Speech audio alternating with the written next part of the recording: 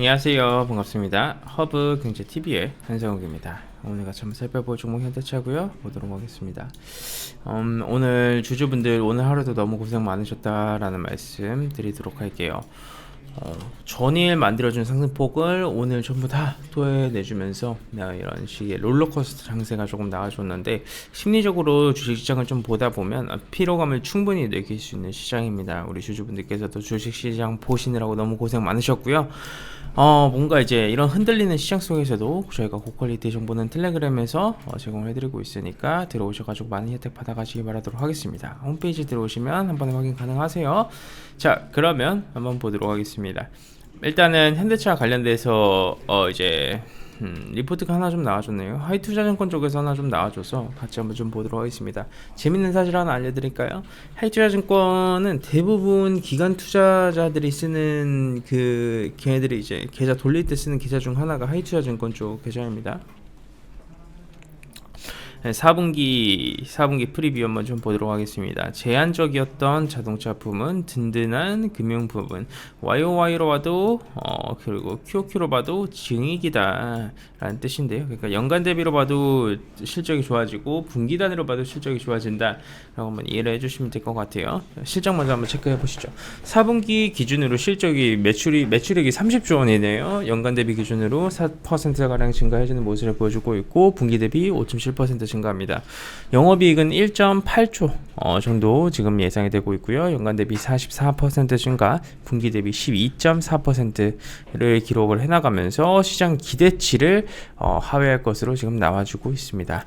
근데 이제 4분기 같은 경우에는 20년도 4분기는 코로나19가 좀 일시적으로 좀 잦아들면서 업황이 좀 개선되었었던 시점이라고 보시면 될 것 같고요. 이런 희석된 기저효과 속에서도 실적 흐름은 좀 양호하다라고 한번 보시면 될 것 같아요. 4분기는 그리고 이제 통상적으로는 완성차 회사들의 계절적인 성수기입니다. 21년도 4분기 기준으로 봤었을 때 글로벌 도매 판매, 그러니까 중국 수치는 요즘에 제외를 하고 있죠.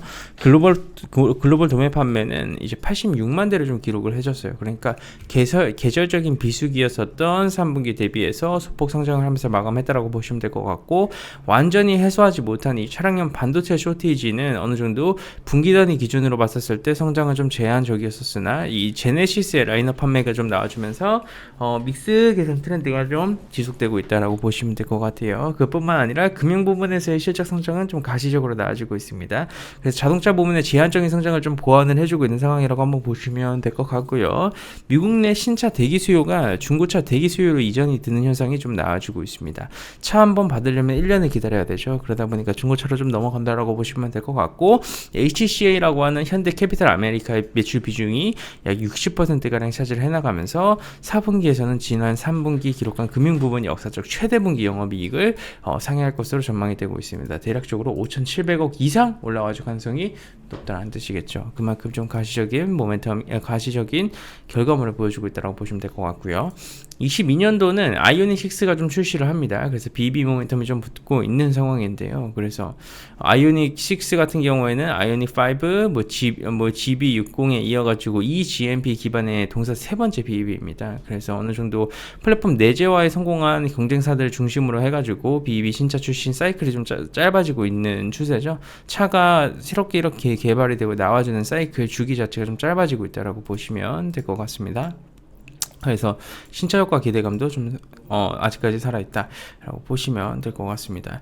사실 이 현대차는 이 밸류에이션 디스카운트가 명확하게 있는 기업입니다. 밸류에이션 디스카운트라고 하면 가치 자체가 평가절하됐다라고도 표현을 하죠. 평가절하된 기업 중 하나라고 한번 보시면 될 것 같고요.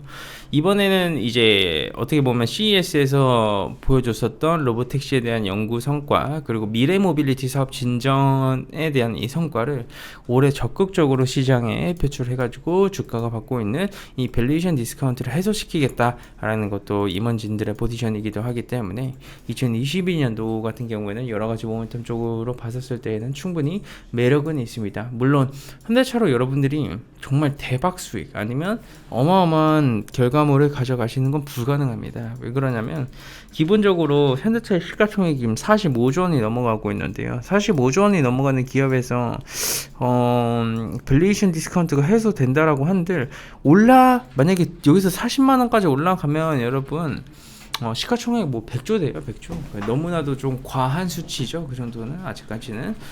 그렇기 때문에 뭔가 이제 대박에 대한 대박적인 퍼포먼스보다는 그래도 내가 안정적인 수익을 볼 때 뭐 연간으로 뭐 은행 이자 대비해서는 그래도 몇 배는 좀 높은 그 정도 수익률의 퍼포먼스를 보여줄 수 있지 않을까라는 말씀을 드리도록 하겠습니다. 자, 좋습니다. 우리 주주분들 오늘 하루도 너무 고생 많으셨다라는 말씀드리고 싶고요. 현대차의 리보드에 대해서 좀 간단하게 체크를 해봤는데 충분히 도움이 되셨으면 좋겠습니다. 뿐만 아니라 저희 허브인제 TV 홈페이지도 꼭 한 번씩 좀 놀러와 주세요. 보시면 아시겠지만 텔레그램 링크도 한 번에 올려드리고 있고 탑3 종목 리포트도 같이 한번 공유를 해드리고 있습니다.